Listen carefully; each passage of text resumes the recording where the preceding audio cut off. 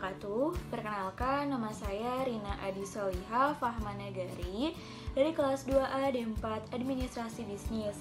Di sini saya akan mempresentasikan atau menjelaskan mengenai kenapa sih seorang mahasiswa harus memiliki 7 Habits yang dikeluarkan oleh Bapak Covey. Nah, 7 kebiasaan pada manusia yang sangat efektif ini merangkup 3 kebiasaan. Yang pertama yaitu pengetahuan, kemampuan, dan kemauan. Nah, di sini yang paling penting itu menurut saya adalah sebuah kemauan, dimana ketika kita ada kemauan, ada keinginan untuk merubah kebiasaan kita, maka semua bisa terlaksana. Nah, Bapak Covey ini menjelaskan ada 7 kebiasaan manusia yang sangat efektif. Yang pertama adalah kebiasaan 1, yaitu jadilah proaktif.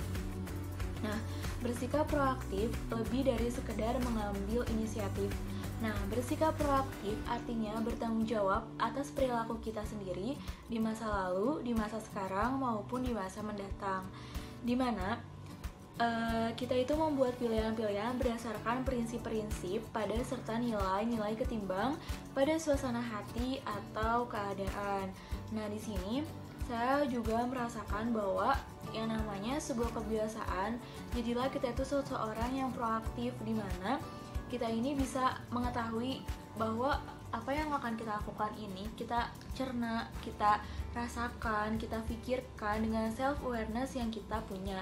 Misalnya, pada saat kita dalam sebuah perjalanan, nah terjadi sebuah kemacetan, di mana seorang yang proaktif adalah orang yang bisa memanfaatkan situasi, bisa mengendalikan situasi yang terjadi pada diri kita sendiri. Di sini kita bisa memanfaatkan waktu kita yang selama macet ini menjadi sebuah kegiatan atau sebuah perilaku yang positif. Kita bisa dengan membaca buku, dengan mendengarkan lagu. Kita tidak bisa mengubah kemacetan ini, tapi kita bisa merubah pola pikir kita dengan kepribadian kita yang menjadi seorang yang proaktif. Nah, kita juga memikirkan dengan hati nurani kita, begitu. Nah, selanjutnya yaitu adalah kebiasaan 2 atau merujuk pada tujuan akhir atau begin with the end in mind. Nah, segala sesuatunya itu diciptakan 2 kali. Pertama, secara mental, kedua secara fisik, individu, keluarga, tim, dan organisasi. Membentuk masa depannya masing-masing dengan terlebih dahulu menciptakan visi serta tujuan setiap proyek secara mental. Nah, mereka bukan menjalani kehidupannya hari demi hari tanpa tujuan-tujuan yang jelas dalam benak mereka. Nah, secara mental, mereka diidentifikasikan dengan sebuah prinsip-prinsip, nilai-nilai, hubungan-hubungan, dan tujuan. Dan yang paling penting adalah mereka sendiri membuat komitmen terhadap diri sendiri untuk melaksanakannya. Nah, dalam kebiasaan 2 ini, yaitu begin with the end in mind, atau kita tuh harus memikirkan segala sesuatu yang mau kita mulai, kita harus pikirkan akhirnya itu bakal seperti apa. Nah, di sini juga Bapak Covey mengajarkan kita untuk membayangkan bagaimana ketika kita telah tiada, apa yang akan orang lain kenang dan apa yang akan orang lain komentari terhadap diri kita ketika kita ini telah tiada. Nah, di sini juga kita bertindak dengan hasil, dengan tujuan akhir yang ingin kita capai, dan supaya kita bisa melakukan segala sesuatunya itu, kita harus jujur terhadap diri kita sendiri. Apa sih yang kita cari, apa yang kita butuhkan, dan apa yang kita anggap penting. Nah, segala sesuatu yang kita anggap penting ini adalah menjadi sebuah prinsip hidup, dan kita juga harus bisa memegang prinsip yang kita miliki dengan kuat untuk membuat sebuah keputusan. Nah, di sini itu kita belajar untuk bertindak, memikirkan dengan tujuan akhirnya, di mana tujuan akhir adalah yang paling kita butuhkan. Nah, selanjutnya adalah kebiasaan keempat atau berpikir menang atau think win-win. Nah, dalam kebiasaan keempat ini termasuk 3 kebiasaan yang untuk orang lain, karena kebiasaan 1 sampai kebiasaan 3 adalah untuk individu kita sendiri.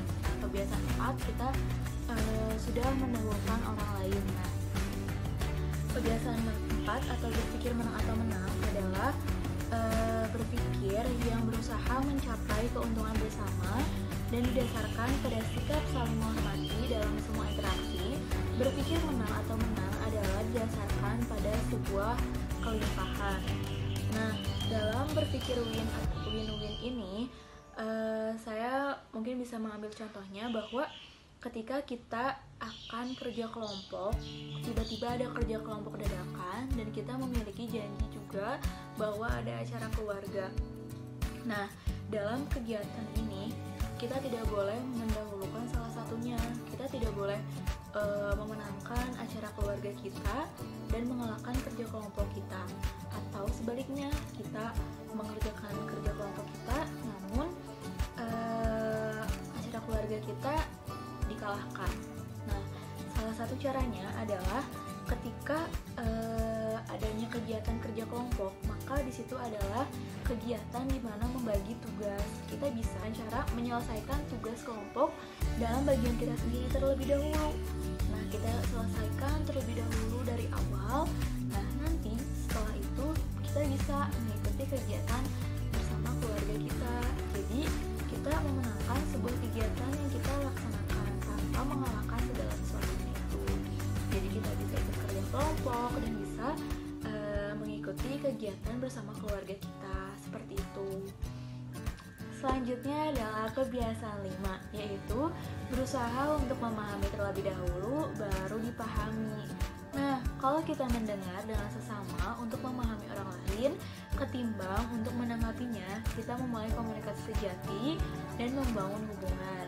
Kita di sini seorang mahasiswa bersama orang-orang dari berbagai daerah, dari berbagai latar belakang, dari berbagai cerita, dari berbagai perspektif yang dia miliki. Maka di sini kita belajar dulu untuk memahami orang lain. Kita belajar untuk mengetahui segala sesuatu yang mereka lakukan. Pasti ada alasannya. Kenapa sih dia melakukan seperti ini? Kenapa dia melakukan seperti itu? Pasti semuanya itu didasari oleh latar belakang dan sebuah prinsip.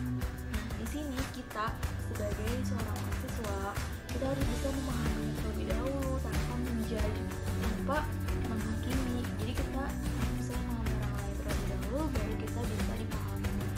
Nah, kalau orang lain merasa dipahami, mereka merasa ditugaskan dan mereka merasa dihargai, sehingga mereka mau membuka diri dan peluang untuk berbicara secara terbuka serta dipahami terjadi lebih alami dan mudah. Berusaha memahami ini menuntut letak dalam keseimbangan di antara keduanya. Jadi, seorang mahasiswa ini, kita ini harus menjadi pribadi yang mau memahami orang lain, baru kita dipahami. Karena pada dasarnya, pada prinsipnya, ketika kita ingin dipahami, maka pahamilah dulu orang lain. Seperti itu. Oke, selanjutnya kita beralih kepada kebiasaan 6, atau wujudkan sinergi. Nah, sinergi ini apa sih? Sinergi ini adalah soal menghasilkan alternatif ketiga, bukan caraku, bukan caramu, melainkan cara ketiga yang lebih baik ketimbang cara kita masing-masing. Nah, memanfaatkan perbedaan-perbedaan yang ada dalam mengatasi sebuah masalah dan memanfaatkan peluang. Seperti halnya kita berhubungan dengan orang lain, kita bangunkan sinergi, kita ajak kerjasama, gimana misalnya kita melakukan sebuah proyek atau mengerjakan sebuah proyek seperti kegiatan kreativitas mahasiswa. Di sini kita bisa beralih, bisa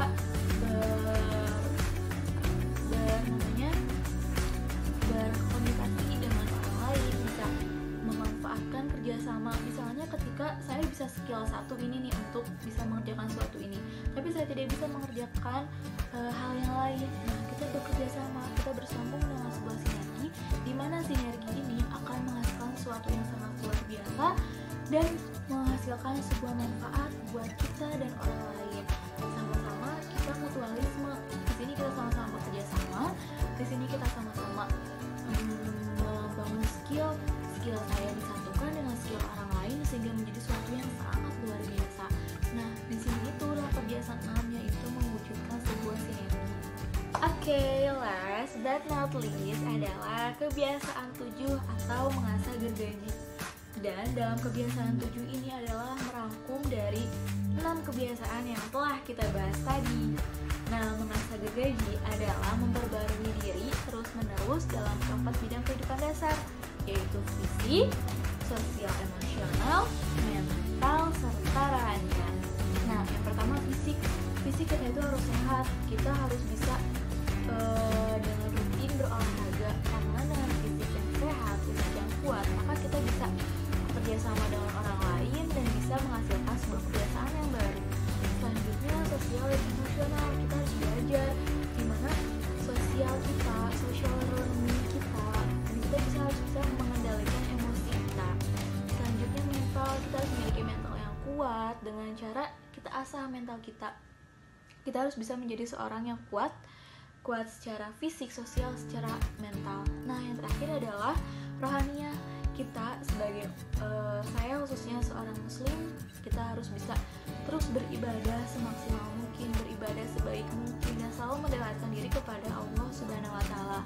Nah, kebiasaan-kebiasaan inilah yang meningkatkan kapasitas kita untuk menerapkan kebiasaan-kebiasaan efektif lainnya, karena kebiasaan mengasah gergaji sangat berguna untuk menjaga kesegaran pikiran dan motivasi kita. Motivasi untuk maju, motivasi untuk berkembang diasah dengan kebiasaan terakhir ini. Nah, selain itu juga kebiasaan ini akan membantu meningkatkan kemampuan dan pengetahuan kita. Nah, Stephen Covey menggambarkan kebiasaan ini dengan ilustrasi seseorang yang sedang menggergaji sebatang pohon besar. Berjam-jam ia menggergaji tanpa ada kemajuan yang berarti, tapi ia terus saja menggergaji tanpa berhenti, tanpa hasil, dan tanpa menyadari bahwa gergaji telah tumpul.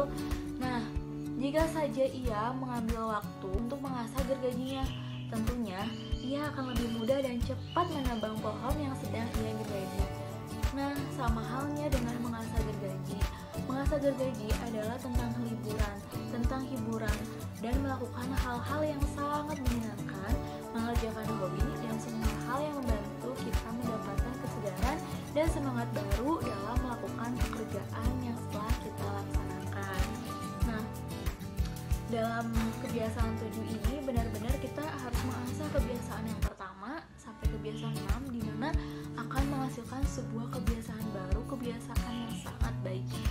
Nah, mungkin cukup sekian